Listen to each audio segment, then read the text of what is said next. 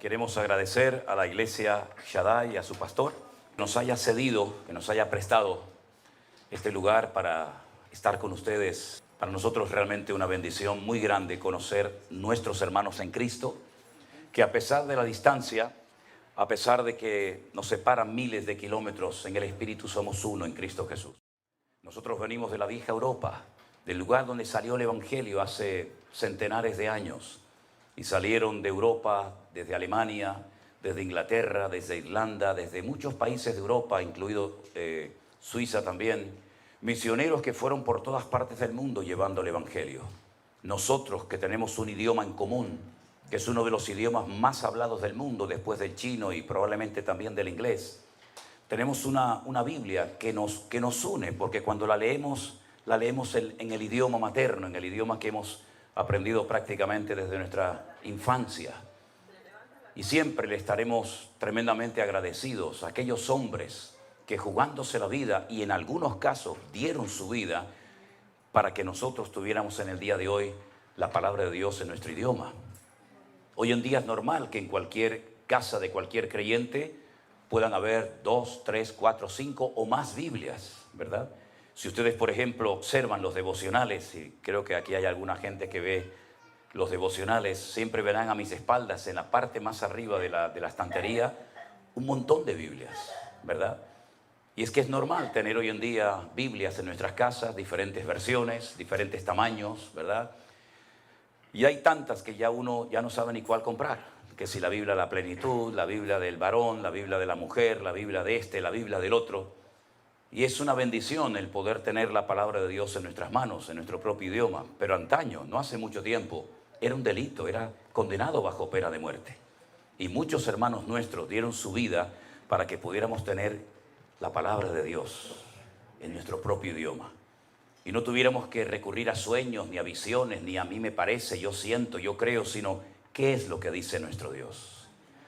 Leyendo la palabra de Dios, vamos a descubrir la esencia de Dios. ¿Cómo es? ¿Qué siente? ¿Qué quiere? ¿Qué le molesta? ¿Qué le agrada? La primera letra de la Biblia que aparece en el libro del Génesis en hebreo es una letra que se llama la letra Bet, que es una letra que significa casa. Es una letra que son 4 preposiciones. No se puede traducir las 4 preposiciones al mismo tiempo. Casidoro de Reina tuvo que escoger una, en, pero podía ser entre, o otra más, ¿verdad? Y la última letra de lo que conocemos como la ley, que es el libro de Deuteronomio, que se ha leído esta tarde una pequeña porción, es la letra Lamed. Si ustedes juntan esa primera letra del Génesis y la última letra del libro de Deuteronomio, juntamos o hacemos la palabra Lev. ¿Y saben lo que significa Lev? Corazón. Cuando usted lee la palabra de Dios, usted se mete y descubre el corazón de su Dios. No hay nada peor que conocer poco de nuestro Dios y de su palabra. Por eso el énfasis prioritario que le damos a la gente que se ha convertido en este tiempo es que desarrollen su comunión diaria y personal con el Señor. A través de su palabra usted puede conocer las intenciones del corazón de Dios. Y hay muchos ejemplos, no voy a hablar de esto en esta tarde, esto es simplemente una pequeña introducción. Cuando tengan que irse me avisan, porque yo cuando empiezo tengo un problema y es que no sé cuándo terminar. Pero como tengo 8 horas de diferencia, me imagino que estoy en España y juego con un margen de 8 horas, ¿no? Así que discúlpenme si me extiendo demasiado. Pero tenemos casos en la Biblia de personas que nunca, jamás, nunca leyeron la Biblia. Nunca. No fueron nunca a un culto, no tuvieron un pastor, no iban a la escuela dominical de niños, nunca fueron a ningún campamento cristiano. Pero ellos conocían la esencia de Dios. Por ejemplo, tenemos al joven José. Yo veo que hay jóvenes en esta tarde aquí. Y fíjense que cuando José fue vendido por sus propios hermanos y apareció y dio con sus huesos en Egipto y posteriormente en la cárcel, él nunca había leído la Biblia, no se había escrito ni una letra de la Biblia. Todavía Moisés faltaban cientos de años para que naciera. Pero cuando a él lo compra un señor llamado Potifar, ¿se acuerdan? Es curioso, ¿no? Para los hermanos era un peligro, para Potifar era una bendición. Qué cosas tan extrañas a veces aparecen en la vida, ¿verdad? Pues dice la Biblia que la esposa de Potifar se enamoró de él y quería mantener relaciones con él. Y entonces él le dijo, ¿cómo voy yo a pecar contra mi Dios? ¿Cómo sabía él que eso era pecado? ¿Dónde estaba escrito? No estaba escrito en ninguna parte, pero él tenía comunión y relación con el Señor. Y cuando tú tienes comunión y relación con el Señor, tú conoces el corazón de tu Dios, ¿sí o no? Él no necesitaba leer la Biblia. Cuando el Señor le dijo a Abraham, sal de tu tierra y de tu parentela, él no dijo, ¿me habré inventado esta voz? ¿Será producto de mi imaginación? No le voy a hacer caso a esta voz. Él sabía que era Dios el que lo estaba llamando. Y lo dejó todo, dice la Biblia, sin saber a dónde iba. Tiempo más tarde, cuando tiene un hijo, la Biblia dice que el Señor le pide en sacrificio a su hijo. Y él podía haber dicho, Señor, ¿me lo prometiste? ¿Me lo diste? Y ahora me lo pides en sacrificio. No puede ser la voz de Dios. Dios nunca le ha pedido a nadie el sacrificio de un hijo. Pero él no cuestionó a Dios. Él caminó 3 días sin parar desde Beersheba, al sur de Israel, hasta Jerusalén, el monte Moriah, para sacrificar a su hijo. Porque él sabía que el Dios que lo había llamado de Ur de los Caldeos para ir a la tierra prometida, era el mismo Dios que ahora le estaba pidiendo a su hijo que lo sacrificara sobre un altar en el monte Moriah. ¿Cómo lo sabía? Por la comunión, por la relación que tenía con el Señor. Por eso, hermanos queridos, si algo tenemos que mantener y desarrollar hoy en día más que nunca, es nuestra comunión y nuestra relación con el Señor, porque es lo único que nos va a mantener firmes en estos tiempos difíciles y peligrosos en los cuales nos ha tocado vivir. Amén, hermanos. Amén. Pablo le decía a Timoteo, ocúpate en la lectura. Ocúpate en la lectura. Y fíjate que estando en la cárcel, él le decía, tráeme los libros, tráeme los pergaminos, sabiendo que está a punto de morir y de entregar su vida por Cristo. Él todavía tenía anhelos de prepararse, de instruirse, de tener material para poder seguir preparándose como siervo del Señor. No hay nada peor que un cristiano ignorante. Por eso pasa lo que pasa. Por eso muchas veces han entrado en la iglesia doctrinas de hombres, mandamientos de hombres, modas, métodos, que aparentemente vienen de parte del Señor, pero que después lo único que traen son divisiones internas, problemas y confusión a las iglesias. Por eso escudriñar las Escrituras, porque ellas son las que dan testimonio de nuestro Señor Jesucristo. Amén, hermanos. Bueno, vamos a leer la palabra del Señor en esta tarde. No sé si la han traído, si no, no se preocupen. Yo quisiera leerles en esta tarde una historia muy bonita, una historia muy interesante de un hombre que se encuentra en el Evangelio de Lucas, capítulo 19. Evangelio según San Lucas, por favor, el capítulo 19, a partir del versículo 1 en adelante. Es la famosa y hermosa historia de Jesús y Zaqueo. Un poquito de agua tienen por ahí. Aquí, ahí está. Ok, gracias. Gracias. Lucas capítulo 19, versículo 1, dice así. Habiendo entrado Jesús en Jericó, iba pasando por la ciudad. Y sucedió que un varón llamado Zaqueo, que era el jefe de los publicanos y rico, procuraba ver quién era Jesús, pero no podía. No podía a causa de la multitud, pues era pequeño de estatura. Corriendo delante, subió a un árbol sicómoro para verle, porque había de pasar por allí. Cuando Jesús llegó a aquel lugar, mirando hacia arriba, le vio y le dijo, Zaqueo, date prisa, desciende, porque hoy es necesario que yo pose en tu casa. Entonces él descendió a prisa y le recibió gozoso. Al ver esto, todos murmuraban diciendo que había entrado a posar con un hombre pecador. Entonces Zaqueo, puesto en pie, le dijo al Señor, Señor, la mitad de mis bienes se la voy a dar a los pobres. Y si en algo he defraudado a algunos, se lo devuelvo cuadruplicado. Versículo 9. Jesús le dijo, hoy ha venido la salvación a esta casa, por cuanto él también es hijo de Abraham. Y terminamos con el versículo 10 que dice, porque el Hijo del Hombre vino a buscar y a salvar lo que se había perdido. ¿Cuántos dicen amén? Amén. Gloria a Dios. Cuando el pueblo de Israel sale de la esclavitud en Egipto, después de casi 400 y pico años de esclavitud allí, y lograron salir a través de Moisés, como bien saben ustedes, en la noche que celebraron por primera vez la fiesta de Pesaj o de la Pascua, estuvieron a punto de llegar a la tierra prometida y tomar posesión de aquel país virgen que era para ellos. Pero dice que por desobediencia y por incredulidad no pudieron entrar a tomar posesión de la tierra. Se quejaron, ¿se acuerdan? Lloraron amargamente en sus tiendas. Moisés había mandado un hombre de cada tribu, en total 12. La palabra que aparece ahí no es la palabra espías, sino la palabra exploradores. Vayan y gócense y disfruten del país tan lindo y tan hermoso que el Señor nos ha entregado. Están 40 días reconociendo el país. Cuando regresan, la Biblia dice que la gente estaba con la expectativa, con la ilusión de recibir aquel informe. Desanimaron al pueblo. Le dijeron, la tierra traga a sus moradores. La gente es enorme, son como gigantes. Nosotros parecíamos como pequeñas langostas en comparación con ellos. No vamos a poder conquistar el país. Solamente 2, ¿verdad? Como bien saben ustedes la historia, Josué y Caleb, los mandaron a callar y dijeron, ¿qué están diciendo? Es verdad que hay gigantes, es verdad que las ciudades están fuertemente protegidas por murallas, pero nuestro Dios está con nosotros y Él nos va a entregar la tierra. Así que no tengamos miedo, vamos a subir y los vamos a comer como si fueran pan. Lamentablemente no les hicieron caso.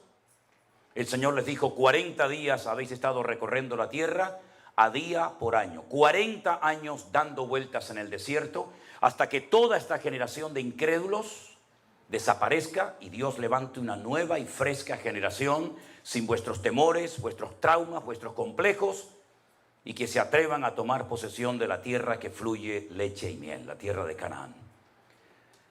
Pasaron 40 años, murieron miles de hombres en el desierto y después vuelven otra vez a la frontera de la tierra prometida. Ahí la tienen enfrente y entonces Josué toma una decisión. En esta ocasión no manda exploradores, en esta ocasión manda 2 espías. 2 espías que tienen que pasar desapercibidos. 2 espías que no van a cara descubierta para que todo el mundo los conozca y los vea. Tienen que pasar desapercibidos para que traigan un informe a Josué de cómo es la ciudad de Jericó. Si ustedes han ido a Israel, los que han ido conmigo lo saben perfectamente, tenemos el río Jordán como frontera natural que divide lo que hoy en día se llama Jordania, antaño Moab, de Israel. Y nada más cruzar ese río, que en ese lugar del país es muy estrecho, inmediatamente enfrente te encuentras la enorme y gigantesca ciudad de las palmeras o la ciudad de Jericó. En aquellos tiempos, hoy en día no, en aquellos tiempos la ciudad tenía una doble muralla, eran como especie de círculos concéntricos, ¿verdad? Una muralla enorme por fuera y más adentro otro círculo. Cuando los 2 espías llegan a la casa de una tal Rahab, ¿se acuerdan? Rahab la ramera, les da hospedaje y ella les dice, hemos oído lo que vuestro Dios ha hecho por vosotros. Sabemos perfectamente que la ciudad va a caer en vuestras manos. Hemos oído cómo habéis vencido a los reyes que se levantaron contra vosotros en el desierto. Hemos oído cómo el Señor abrió las aguas del Mar Rojo y toda la gente en esta ciudad está asustada porque su corazón desfallece por causa de los hijos de Israel. Tener misericordia de mí y de mi familia cuando entréis a tomar posesión de la tierra, porque sabemos perfectamente que la ciudad va a caer tarde o temprano. Ellos le dijeron, si tú no le cuentas nada al rey, si tú no le cuentas nada a ningún hombre de que hemos estado aquí, tendremos misericordia de ti y de tu casa. Pero 2 condiciones. Primero, no salgas de la puerta de tu casa, quédate dentro.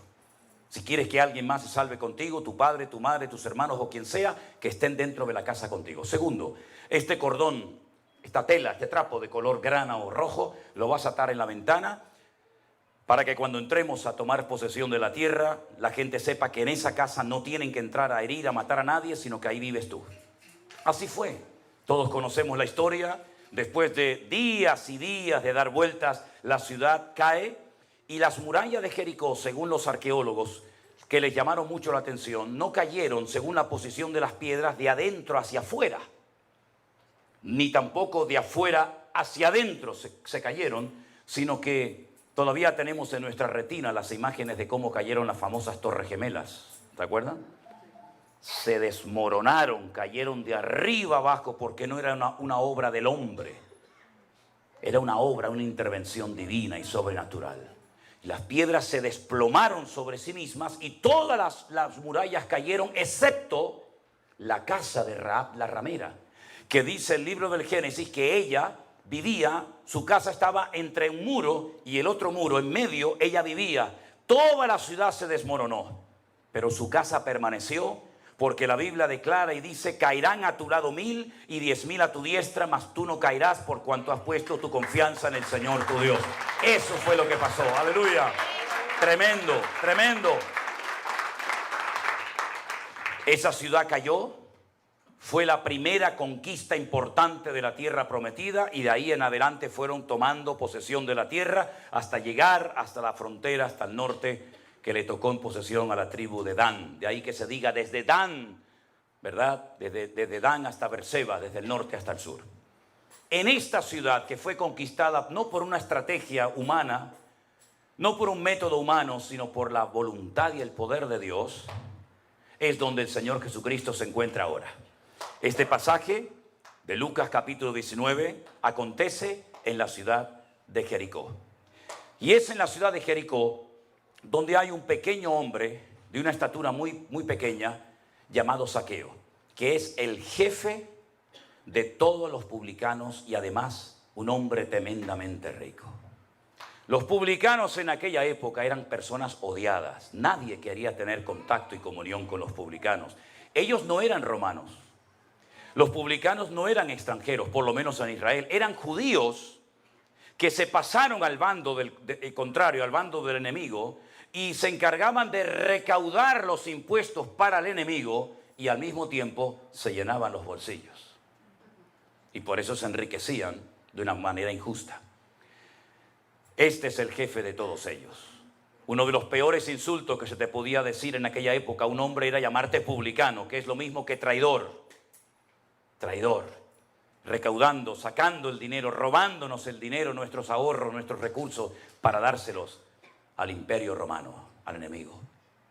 El Señor Jesucristo llega a la ciudad de Jericó porque fue conquistada milagrosamente por el poder de Dios, y este hombre lo quiere ver, pero dice la Biblia que es muy pequeño de estatura. No lo puede ver, no se desanima, no se deprima, no dice, bueno, total, ¿qué más da? Sino que sale corriendo, se sube a un árbol sicómoro. De hecho, el árbol sicómoro más famoso de Israel justamente está en Jericó. Los turistas van y se sacan fotografías al lado de un árbol sicómoro. ¿Y qué es un árbol sicómoro? Ustedes saben que para trepar, para subir a un árbol, a veces uno tiene que poner una escalera, porque las ramas están muy altas, pero el árbol sicómoro no. El árbol sicómoro es muy fácil treparlo, es como si fuera una escalera, porque las ramas empiezan desde abajo, así. Y entonces usted va pisando la primera rama, la segunda, la tercera, y enseguida se ponen en 4, 5, 6, 7 metros muy fácilmente, porque las ramas son muy anchas, muy fuertes, y empiezan desde el suelo. Y eso fue lo que hizo Zaqueo. Trepa a lo alto del árbol sicómoro para ver el rostro, para conocer al Señor Jesucristo, que ya en aquellos tiempos era muy famoso, porque él se dirigía a Jerusalén. No se olviden, el camino que va de Jericó hasta Jerusalén son 35 kilómetros.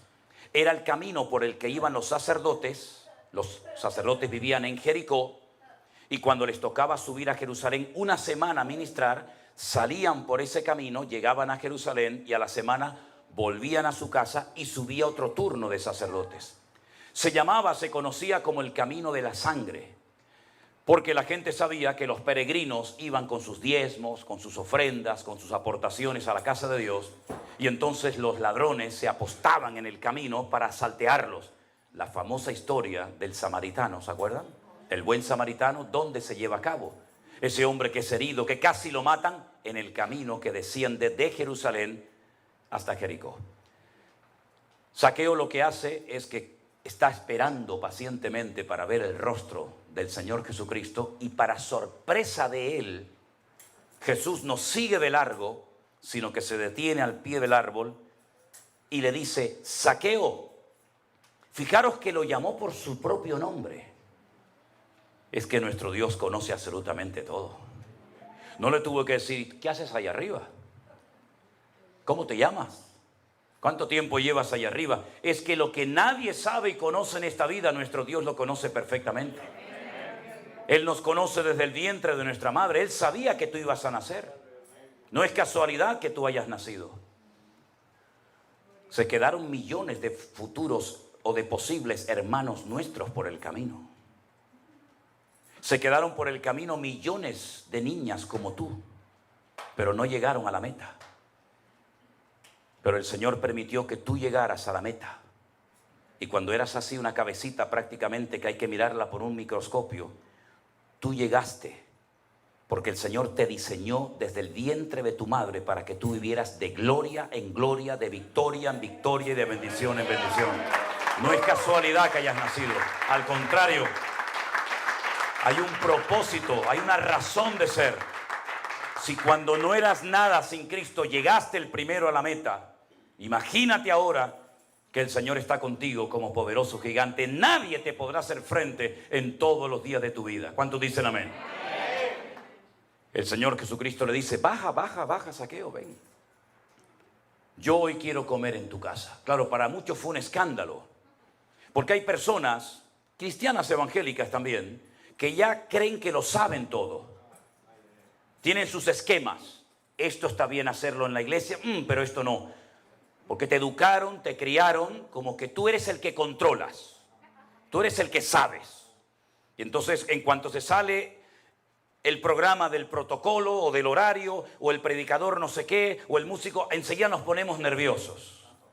Y por eso muchas personas en la época del Señor Jesucristo se ponían nerviosos cuando, por ejemplo, veían que iba a entrar a la casa de un publicano, de un traidor. Porque no les cabía en la cabeza que el Señor, si era tan santo y tan sabio, entrara a comer a casa de un pecador. Pero ¿para qué vino el Señor Jesucristo a este mundo, mi hermano? ¿Para darle una palmadita en la espalda a los religiosos y que sigan con su fariseísmo y con su hipocresía? ¿O Él vino a buscar y a salvar lo que se había perdido? Porque es muy fácil ser cristiano aquí adentro. Pero es que yo he visto un montón de gente durmiendo ahí en la vereda de esta calle, que de alguna manera habrá que ir a alcanzarlos para Cristo, o por lo menos evangelizarlos en algún momento. Pero no le lleve una Biblia a un muchacho que está enganchado a la droga, a la heroína, a la cocaína, al crack, que está pasando frío, hambre. No le lleve una Biblia porque no le va a servir de nada. Llévele un pan, llévele un café con leche y después le regala la Biblia. Primero vaya a lo natural y luego vaya a lo espiritual. Pero si va a lo espiritual, una persona que está enganchado al mundo, que el diablo lo tiene en sus manos, la Biblia en ese momento ni siquiera la va a apreciar. Lo que va a utilizarla es arrancando la Biblia para hacerse canutos de marihuana y fumárselos, como muchas veces ha sucedido. Entonces Jesús entra en la casa de Zaqueo el publicano porque es la persona más representativa de la ciudad en cuanto a los pecadores se refiere. Ahora fíjese qué interesante, ocurren cosas que si usted no conoce un poquito la ley del Antiguo Testamento le van a resultar sorprendentes. Jesús entró en su casa, no fue solo, sino que fue con 12 hombres más, sus 12 discípulos, ¿verdad? No abre la boca en ningún momento, no dice absolutamente nada, no le reprocha a Zaqueo absolutamente nada. Nosotros a veces, algunos cristianos tienen la manía, la mala costumbre de cuando entra un pecador a la iglesia, una persona de la calle, queremos en 5 minutos cambiarle la vida. Y no lo bautizamos ahí mismo porque no hay posibilidad, si no hasta lo harían. Que si huele mal, que si lleva una virgen o un crucifijo colgado en el cuello, que si va en sandalias o descalzo. Tranquilos, la obra no la vas a hacer tú. La obra la va a hacer el Señor. Porque si la haces tú, la obra va a durar lo que dura el culto. Pero si la obra la hace el Señor, va a durar por la eternidad. Entonces,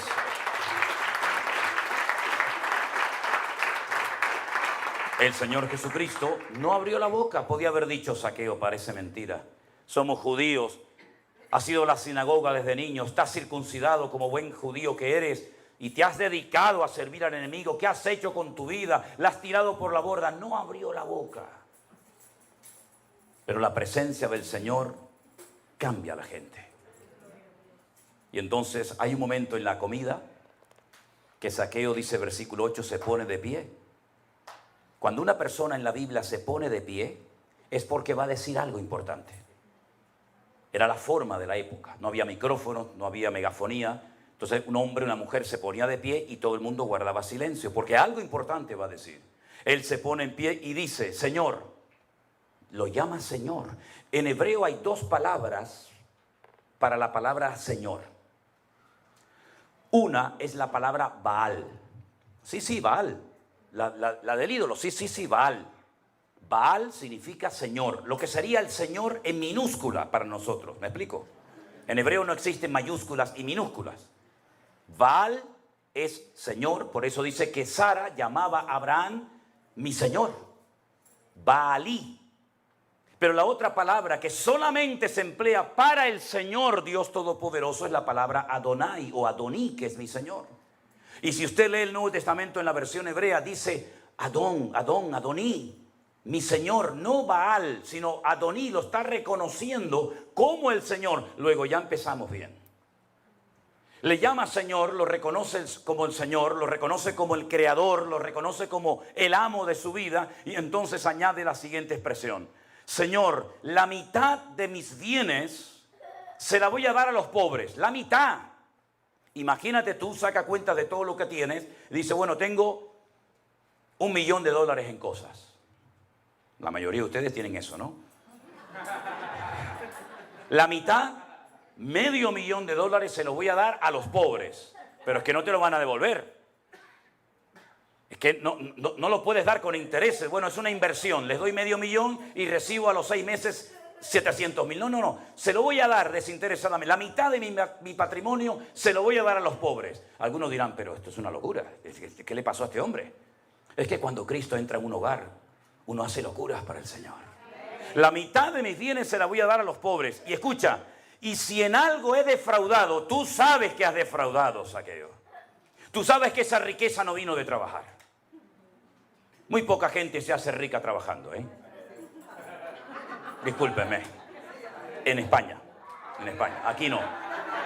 Aquí yo sé que trabajan y todo el mundo se hace rico. Ya. Vienes con una mano delante y una mano detrás y en un año eres millonario. Ya. Y yo me chupo el dedo, como decimos allí en España, ¿no? También, ¿eh? Si en algo defraudado, y era para decirte, pero ¿cómo no vas a defraudar, querido? Si la casa que tienes, la ropa que tienes, todo el patrimonio que tienes, ¿de dónde rayo lo has sacado, mijo? Si te has enriquecido a costa de la gente abusando de tu autoridad, porque eres el jefe de todos los publicanos. Si los publicanos ya eran ricos y tenían capacidad económica, imagínate el jefe de todos ellos, ¿verdad? Si en algo defraudado se lo devolveré cuadruplicado. Y ahora aquí tengo que pararme a dar una pequeña explicación. La ley de Moisés, la ley que el Señor le dio al pueblo de Israel en el monte Sinaí, dentro de los 613 mandamientos que tienen, 613, hay uno que decía que cuando una persona robaba algo, no era suficiente con pedirte perdón. No era suficiente con devolverte lo que te he robado. El Señor va mucho más allá y dice, pides perdón, devuelves lo que has robado y le das 4 veces más de lo que has robado.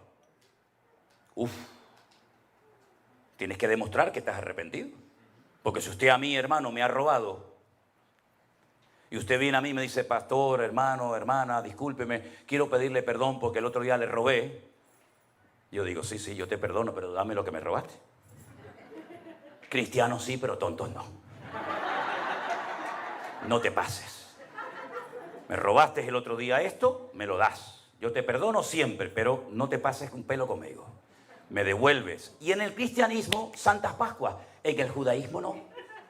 En el judaísmo me devuelves, me pides perdón y me das 4 veces más. Es decir, que si el otro día fuiste al campo y te gustó una vaca que yo tenía allí en el campo, me la devuelves y me das 4 más. Y tú dices, pero ¿esto quién lo hace? El que verdaderamente está arrepentido. Es lo que decía Juan el Bautista. ¿Se quieren bautizar? Claro, porque ahora todo el mundo lo hace, es la moda. Haced frutos dignos de arrepentimiento. Demostradme que estáis arrepentidos. No es suficiente con decir, por mi culpa, por mi grandísima culpa, yo pecador me confieso. No, eso ya no vale, eso ya no, eso era antes. Ahora tienes que demostrar que usted está arrepentido. Me das lo mío, me pides perdón y me das 4 veces más.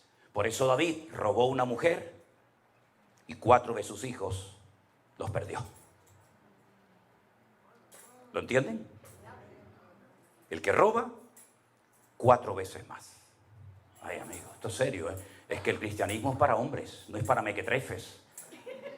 No es para... ¿Verdad? No, esto es un esfuerzo que con la ayuda del Señor lo podremos hacer, solos no.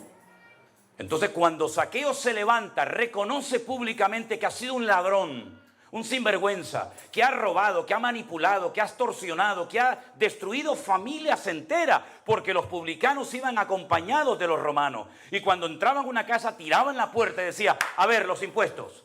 Y ahora me llevo a la oveja, me llevo a la niña como esclava, me llevo al niño para trabajar en mi campo y toda esa ropa me la llevo. Así eran los publicanos, eran abusadores, eran personas sin escrúpulos, eran personas que vivían solamente pensando para sí mismos, egoístas, ególatras. Y así fue Zaqueo toda su vida, hasta que la presencia del Señor, hasta que el mismísimo Señor Jesucristo entró en su casa y el Señor solamente mirándolo a la cara, le entró una vergüenza. Le entró una convicción de pecado. Por eso cuando una persona se llama cristiana, tiene que demostrarlo con sus acciones. Primera de Juan capítulo 1 dice, si hubiéramos pecado, abogado tenemos para con el Padre. Y si alguno dice que es hijo de Dios, debe andar como Él anduvo. El título no sirve de nada. En el mejor equipo de fútbol del mundo, ¿saben ustedes cuál es, no? A ver, díganlo por favor. Díganlo, no tengan vergüenza. El mejor equipo del mundo será siempre el Real Madrid. Toda la vida, toda la vida. Lo hemos demostrado hace unos días. ¿O no? No serás de Barcelona. Lo siento por los de Barcelona. El que se pica, que se rasque. En el Real Madrid había un muchacho, hasta el otro día, que se llamaba Cristiano. Pero no era cristiano. Tenía el nombre de cristiano, pero no era cristiano. Y había otro que se llamaba, yo lo voy a decir como se llamaba, perdonen si ofendo, Kaká. Y era cristiano. Sí, era cristiano. Kaká era cristiano. Cristiano no era cristiano. Entonces no es un título. ¿Usted qué es cristiano? Demuéstrelo. ¿Cómo? Con sus acciones. Por sus frutos los conoceréis. No porque cantan lindo, no porque tocan precioso, no porque predican de una forma increíble, no porque tiene una personalidad que, madre mía, arrolladora. No. Es por los frutos los conoceréis. Y el fruto lleva tiempo. ¿Y el fruto cuál es? Gozo, paz, paciencia, benignidad, mansedumbre, fe, templanza. Contra tales cosas no hay ley. En otras palabras, hay que demostrar que verdaderamente hemos nacido de nuevo. No solamente con palabras, sino con acciones. Y cuando el Señor vio en Zaqueo que estaba dispuesto a cambiar, porque hago un paréntesis, no sé aquí en América, pero hay gente que no quiere cambiar. Pastor, a mí me costó 40 años aprender esto.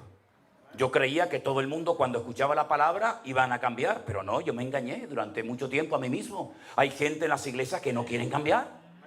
Entonces no perdamos el tiempo con la que no quiere cambiar, con el que sigue R que R con lo suyo y no quiere cambiar, cuando ese tiempo se lo podíamos haber dedicado a esa familia, a ese hermano que quería cambiar y perdimos el tiempo. ¿Se da cuenta, hermano? Hay gente que no quiere cambiar. Te respetan, te saludan, te admiran, te piden autógrafos, te piden fotos, pero en el fondo no quiere cambiar, va a seguir igual. Pues no pierdas el tiempo, que ya somos muy mayorcitos para perder el tiempo, hermanos. ¿Te das cuenta? Entonces ahora hay un hombre serio, genuino, que dice, no, a mí me va a costar dinero el ponerme en orden. A mí me va a costar dinero, yo me tengo que desprender de cosas que yo he robado a familias. Yo he arruinado la vida de muchas personas en mi ciudad donde vivo y todo el mundo me conoce. Y ahora imagínense, yo digo que soy seguidor de Cristo, sí, pero me robaste la casa, me robaste a mi hija como esclava, me robaste el terreno, me robaste las ovejas, me robaste las vacas. Entonces, ¿qué cristianismo es este? ¿El mismo perro con distinto collar? Antes iba a misa y ahora voy al culto. Antes comía la hostia, ahora como el pan y el vino. ¿Esto qué es? Todo un relajo. Pero entonces el Señor, cuando ve que va en serio y dice, ahora reconoces que has defraudado. Qué cosa curiosa. Es que el Espíritu de Dios viene a convencer de pecado. Entonces ahora, al final de la larga conversación y de la comida, ahora sí habla el Señor. Por eso hay algunas Biblias, como ustedes pueden comprobar, que cada vez que habla el Señor las palabras aparecen en color rojo. ¿Sí? En este caso es así. Y ahora yo voy a leer las palabras que aparecen en rojo, después de haber escuchado a Zaqueo, y dice así, el Señor: hoy ha venido la salvación a esta casa, por cuanto él también es hijo de Abraham. Porque el Hijo del Hombre vino a buscar y a salvar lo que se había perdido. La bendición viene después del arrepentimiento. La bendición viene al hombre y a la mujer obediente, no al que quiere beneficiarse del Evangelio sin pagar el precio, sin pasar por la cruz. Se ha pervertido de tal manera el Evangelio que se le ofrece al pecador, se le ofrece al desobediente todo a cambio de nada. Venga adelante, oramos por usted para que reciba la unción del Señor. ¿Y para qué la quiere? ¿Para pecar? ¿Para seguir en desobediencia? Venga adelante y el Señor le va a sanar. ¿Para qué? ¿Para que te vayas al bar otra vez a emborrachar? No, venga a la iglesia, como dicen algunos hermanos. Venga a mi iglesia que oran por usted y el Señor le resuelve todos los problemas. ¡Falso! No es verdad. Hay problemas que yo tengo porque soy cristiano, que si no fuera cristiano nunca los habría tenido. Entonces usted dirá, ¿y entonces cuál es la diferencia, hermano? Si yo vengo a la iglesia y tengo problemas y tengo dificultades, es muy clara la diferencia. Que antes sin Cristo me volvía loco. La gente recurría a magos, astrólogos, adivinos, tarot, cartomancia, horóscopo, etcétera, etcétera. Y ahora todo lo puedo en Cristo que me fortalece. Y cuando clamo, Él me responde. Fuerte ese aplauso a Él. ¡Aleluya! ¡Gloria a Dios! Ese es nuestro Dios. No se sienta mal si está enfermo y el Señor no lo ha sanado. No pasa nada. No pasa nada. Aunque te sanara, te vas a morir igual. ¿O no? Porque a mí me hace gracia. Todo el mundo quiere ir al cielo, pero nadie se quiere morir. Pues para ir al cielo hay que morirse, mijo. A menos que el Señor lo lleve en el rapto, que no sé si estaremos allí. ¿Verdad? Oye, yo conozco un hombre, y usted también lo sabe de quién estoy hablando. En una semana enterró a los 7 hijos. Eso tiene que ser terrible, hermano. Terrible. 7 muchachos enterrados en una semana. No te quedó ni uno. Y los animales, y las cosechas. Y hasta la mujer se le puso en contra. Y le dijo, muérete de una vez y maldice a Dios. Y los amigos vinieron más que para animarlo, para hundirlo más todavía de lo que estaba. ¿Verdad? Y la carne se le empezó a descomponer como si tuviera una sarna, una lepra maligna. Se le caía a trozos la piel. Daba asco, repugnancia estar al lado de ese hombre. Y la gente decía, pero si es tan bueno, si es tan santo, si ora tanto, ¿por qué vive así? Y cuando peor estaba, se levanta y dice, ¿saben una cosa? Aunque mi Dios me mate, no voy a dejar de adorarlo. Porque yo sé que mi Redentor está vivo y yo lo veré a Él con mis propios ojos. ¡Aleluya! Esa es un hombre de fe y de autoridad y de madurez en el Señor. Y ese es el cristianismo que hoy en día se necesita ver en las iglesias hoy en día. No gente que ante cualquier cosa ya se cambian de iglesia. No gente que como Dios no me ha sanado, yo me enfado con Dios. Y hay que ser ignorante para enfadarse con un Dios tan bueno. Porque hay una cosa que yo nunca lograré entender, por lo menos en esta vida. Y es que el hecho de enamorarnos nosotros de Dios es lógico. ¿Cómo no se va a enamorar uno de un Dios tan bueno, tan misericordioso como el que tenemos? Que me ayuda, me bendice, me levanta, me restauró. ¿Cómo no me voy yo a enamorar de Él? Pero lo que no entiendo, mis queridos hermanos, es cómo Él se enamoró de nosotros. Eso es lo que yo no entiendo. Sinceramente es como cuando uno ve esos bellezones de mujer que se casan con un tío tan feo que yo digo, ¿pero qué le vio? ¿Qué le vio? Pero si esta mujer podía llevarse al que quisiera. Pues el Señor escogió a lo vil, a lo menospreciado, al mentiroso, al borracho, al desobediente, al traidor, al fornicario, porque de tal manera amó Dios al mundo que ha dado a su Hijo unigénito para que todo aquel que crea en Él no se pierda, mas tenga vida eterna. Apláudale fuerte al Rey. A Él la gloria. Aleluya. Aleluya. Zaqueo, ¿quién iba a ser amigo de Zaqueo? ¿Quién se iba a meter en la casa de este desgraciado? Solamente el Dios de amor. Y le cambió la vida, como nos la cambió a nosotros. Y por eso cuando yo entendí esto, cuando yo fui por primera vez en mi vida a una iglesia evangélica y comencé a ir, y un día y otro día, y un domingo y otro domingo, y mi padre, que siempre se pegó años preguntándome: Manolo, ¿tú qué vas a hacer en la vida? ¿Tú qué vas a hacer? Me estás con tus coches, con tus motos, con tus bicicletas y con tus historias. ¿Tú qué vas a hacer en la vida? Y yo decía: lo estoy pensando, papá. Cuando yo un día le dije a mi padre: quiero hablar contigo, papá, y me encerró en la habitación y me dijo: a ver, siéntate ahí. ¿Qué me quieres decir? Digo: papá, ya sé lo que quiero hacer en la vida. Y me dice: hombre, bendito sea Dios. No se persignó porque era cristiano, si no se hubiera persignado en aquel momento. Y le digo: papá, yo quiero servir al Señor, quiero ser pastor. Me dio una bofetada con la mano abierta que no me dobló la cabeza de milagro. Me dijo: ¿cómo? Tú, pastor, hazme el favor, hombre. Esto es una cosa muy seria. No me hagas pasar vergüenza con los hermanos de la iglesia. Tú no sirves para esto. Y me empezó a dar ahí un sermón, ¿verdad? Con 18 puntos, conclusión, ¿verdad? Y todo lo que quiera. Pero yo estaba convencido de que si esto es verdad, si este libro que lo escribió o lo inspiró el Espíritu Santo, que es matemáticamente perfecto, cuando Cristóbal Colón se levantaba por la mañana y se fue al rey Fernando de Castilla, Fernando de Aragón, Isabel de Castilla, y le dijo: majestades, quiero que me financien un viaje. ¿A dónde vas? Dice: voy a descubrir un nuevo mundo, un continente. Y le dijeron: ¿pero a dónde vas, tarado? ¿Dónde vas? ¿Qué nuevo mundo? ¿Tú no te das cuenta que aquí en España hay un pueblo que se llama Finis Terre? Aquí termina la tierra. Si te vas para allá te vas a caer. Y él dijo: no. ¿Cómo que no? No. Y usted va a Sevilla y coge el diario personal de Cristóbal Colón, y él leía la Biblia. Dicen que era judío. Y leían Isaías: el Señor, Dios Todopoderoso, Jehová de los ejércitos, está sentado sobre el círculo de la tierra.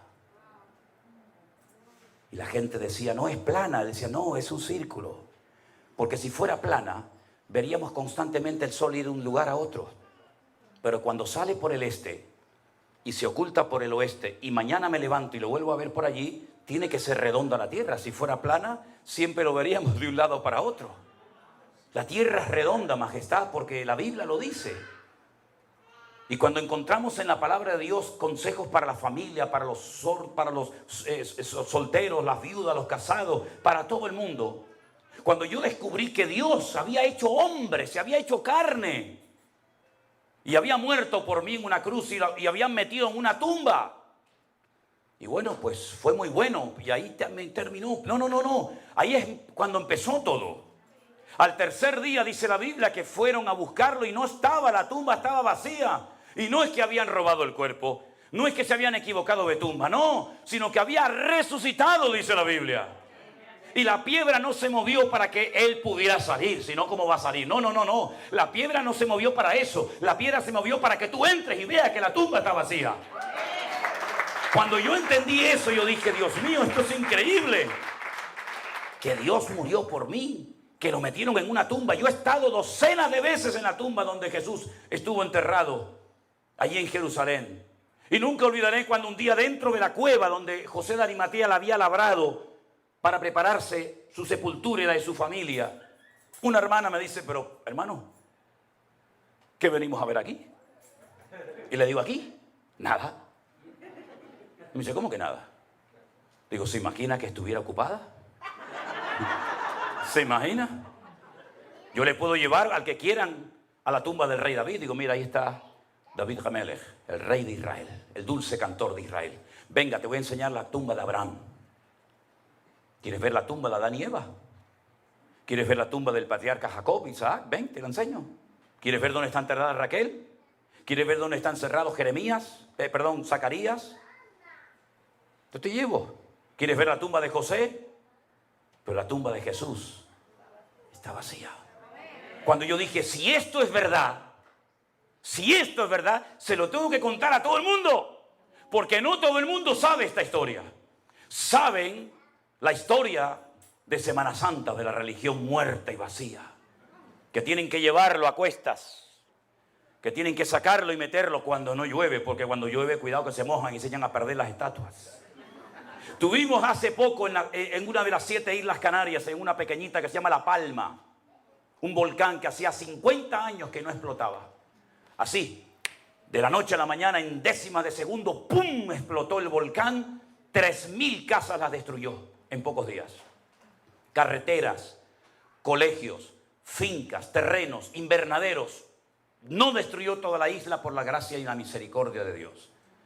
Como el volcán en las Islas Canarias va muy lento y más o menos se puede prever el recorrido que va a hacer hasta que llega al mar, sabían que el volcán, que explotó más o menos como a la mitad de la isla, iba en dirección a un pueblo. No recuerdo ahora mismo Todoque, creo que se llama así el pueblo. Y entonces dijeron, uy, cuando llegue el volcán al pueblo va a destruir la iglesia del pueblo. Y entonces la gente salió corriendo a las iglesias, bajaron al San Pancracio, bajaron a la Virgen de no sé qué, bajaron al otro que estaba clavado en la cruz y veías a la gente corriendo por las calles con los muñecos a cuesta. Y yo decía, Dios mío, pero si ahora tienen una oportunidad extraordinaria para demostrarle a todo el mundo y a las Islas Canarias, no se preocupen, a mí no me tiene que cargar nadie, yo voy a parar el volcán. Conmigo no puede porque yo soy Dios, somos dioses. Tienen ojos y no ven, tienen boca y no hablan, tienen pies y no caminan, tienen oídos y no oyen, y semejantes a ellos son los que los adoran. Pero sin embargo, nuestro Dios no hay que cargarlo en hombro. A nuestro Dios no hay que pegarle gritos, porque nuestro Dios dice, clama a mí y yo te responderé. Pedid y se os dará, buscad y hallaréis. Nuestro Dios oye, conoce y está con nosotros. Es El Shaddai. ¿Cuántos dicen amén? Y puede ser que en esta tarde haya alguien que dice, yo ese Dios no lo conozco. Claro, yo tampoco lo conocía. Yo conocía la religión que los españoles trajeron aquí, a América, y a México, y a Venezuela, y a Colombia.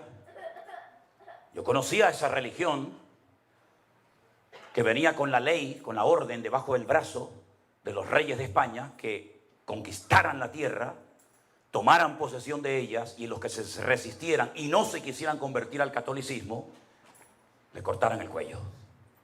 Esa es la religión que vino de allá. Una religión que no funcionaba allí y la querían traer aquí. Una religión con la espada en una mano y con la cruz en otra. ¿Te bautizas? ¿Te haces católico? ¿No? El siguiente. Sí, venga, para adentro. Esa es la religión que tú heredaste. No la elegiste tú, te la impuso tu papá, el abuelito y la abuelita. Esa religión no existía en la época de Jesús. Esa es la religión que viene del término religa, reluga, relegare, que significa atarse o volverse a atar otra vez. Jesús no era católico, tampoco evangélico. Jesús era judío, pero él vino enviado por el Padre para dar vida y vida en abundancia. ¿Conoces a ese Jesús? ¿Lo conoces? No lo sé. Ahora, yo ya he terminado, Yo no voy a seguir hablando más, podría hablar hasta mañana si quisiera. Pero ahora le toca a usted decidir qué va a hacer con lo que ha oído. Nosotros no venimos de España a que nos aplaudan, como ustedes comprenderán. Nosotros no venimos a España aquí de vacaciones. Hemos venido aquí para hablarte de mi Señor, el que me salvó, me liberó y me sanó. Si usted no conoce a ese Señor, hoy tiene la oportunidad de decir, como yo dije hace muchos años atrás, yo no creo en Dios, ni en pastores, ni en Biblias, ni en nadie. Pero si tú existes verdaderamente y puedes hacer algo por mí, yo te pido que me ayudes a cambiar, porque yo quiero conocerte. Bendita la hora que hice aquella oración. La hice con 17 años, voy a cumplir 61 años dentro de poco, y no me arrepentiré jamás en la vida de haberle entregado mi vida al Señor Jesucristo. ¿Usted lo conoce? ¿Lo quiere recibir en su corazón? Porque ¿dónde pone el hombre a Dios? ¿Dónde lo pone? Aquí en el cuello, en la cartera atrás, te dice, no, mire, yo soy muy cristiano, mire, aquí lo tengo. Encima de la mesita de noche, encima de la cama, ese crucifijo enorme que como se le caiga un día a uno en la cabeza lo mata. Lo ponemos en todos los lados, menos donde tenemos que ponerlo, que es aquí adentro en el corazón. A mí me da igual dónde se vaya a congregar usted, si es aquí, allá o en ninguna. Yo no vengo a hacer publicidad de una iglesia. Usted ha vivido perfectamente sin mí toda su vida y yo sin usted. Por lo tanto, no venimos para hacer un negocio. No. Yo vengo para hablarte del Señor que me cambió la vida. Si usted quiere cambiar y pedirle perdón al único que le puede perdonar sus pecados, porque no hay hombre en el mundo que le pueda perdonar los pecados, ¿sabes? No hay pastor, reverendo, no hay nadie que te pueda perdonar tus pecados sino solamente Dios. ¿Y quién no ha pecado? Dígame. ¿Quién no ha pecado? ¿Aquí no has pecado nunca? A lo mejor has hecho cosas que ni tu mujer sabe que las hiciste, o tu marido, o tu hijo, o tu padre. Pero Dios es un Dios de amor que dio su vida en la cruz por ti, para que si hoy tú quieres conocerle, lo puedas conocer y empezar tu vida nueva. Cierra tus ojos ahí donde estás, mi querido hermano. Yo quiero preguntar en esta tarde, ¿hay entre nosotros alguna persona que nunca le ha entregado su vida a Él, al Creador del universo, al Señor Dios Todopoderoso? Pero tú lo quieres hacer en este momento. Ahora es el momento de hacerlo. Ahora es el momento de decir, Señor, perdóname. Cambia mi vida, Jesús. Quiero conocerte. Me gustaría mucho poder orar por usted. Me gustaría mucho poder orar por ti. Simplemente tienes que levantar tu mano ahí donde estás. Dios le bendiga. Dios le bendiga. Dios le bendiga. Dios le bendiga. Amén. Dios te bendiga a ti también. Gloria a Dios. Este es el momento más importante de esta reunión. Es el momento de mayor reverencia. Si hemos tenido que cruzar el charco para venir aquí, a que estas personas en esta tarde le entreguen su vida a Jesús, ha merecido la pena, pastor. Ha merecido la pena. Voy a pedir por favor a los que levantaron su mano, si son tan amables, ¿pueden pasar aquí un segundito? Y oramos juntos al Señor. Pase adelante, por favor. Yo no les conozco a ustedes. No hace falta que aplaudan, no hace falta que aplaudan, no hace falta que aplaudan. Yo quiero que toda la iglesia esté orando. No me estén mirando a mí. Vamos a orar. Aquí hay almas que van a pasar ahora de muerte a vida. Va a haber gozo en el cielo porque va a haber a pecadores arrepentidos que le van a entregar su vida a Jesús. Y es el momento más importante de este culto en esta tarde. ¿Hay alguna persona más entre nosotros en esta tarde que le quisiera entregar su vida a nuestro Señor Jesús? Con toda libertad puedes todavía pasar al frente. Gloria a ti, Señor Jesús. Voy a pedirle a los que pasaron adelante en esta tarde que cierren sus ojos junto conmigo y repitan conmigo esta oración, que no es una oración mágica, no es una fórmula religiosa, sino es simplemente una forma de guiarte para que usted pueda rendirle hoy su vida al Señor Jesús. Repita conmigo, por favor. Señor Jesús, en esta tarde te doy gracias por haber muerto por mí en la cruz. Te doy muchas gracias, Señor, porque ocupaste mi lugar en la cruz. Yo quiero que tú perdones todos mis pecados. Dígalo conmigo. Yo quiero que tú perdones todos mis pecados. Quiero que en este momento entres en mi corazón. Yo recibo al Señor Jesús como mi Señor y mi Salvador personal. Límpiame, Señor. Hazme un hijo tuyo, Señor. Y yo públicamente confieso, dígalo, quiere oírlo. Yo públicamente confieso que a partir de hoy el Señor Jesucristo será mi Señor y mi Salvador. Renuncio al pecado. Pondré mi vida en orden. Te obedeceré y cumpliré con tu palabra todos los días de mi vida. Te lo pido con toda mi alma, Señor, en el nombre de Jesús. Amén.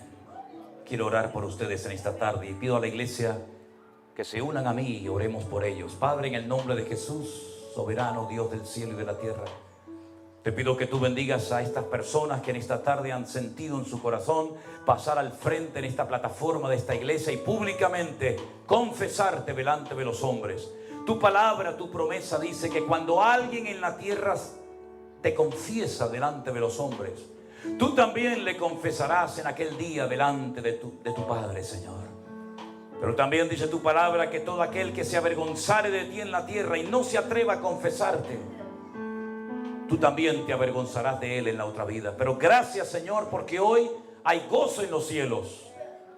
Por cada pecador, por cada alma que se rinde, por cada persona que se entrega a Jesús, hay gozo en el cielo. Y 4 nombres más serán hoy inscritos en el libro de la vida. Y así iremos por todas las naciones de la tierra predicando el evangelio de nuestro Señor Jesucristo. Y veremos vidas cambiadas, veremos vidas transformadas, veremos vidas libres, llenas del gozo y de la paz del Señor. Porque tú has venido, Dios mío, para deshacer las obras del diablo y para darnos vida y vida en abundancia, Padre mío. Y en esta tarde te damos la gloria y la honra por este privilegio que nos has dado de llevar almas nuevas a tus pies. Recibe toda la gloria y toda la honra, Señor, y te damos gracias porque sabemos que tú haces una obra perfecta y completa en las vidas, y por eso, Señor, te diremos: tú eres bueno y para siempre tu misericordia. Ahora sí, dele ese fuerte aplauso al Señor con toda su alma y con todo su corazón, al que vive, al que reina por los siglos de los siglos. Amén.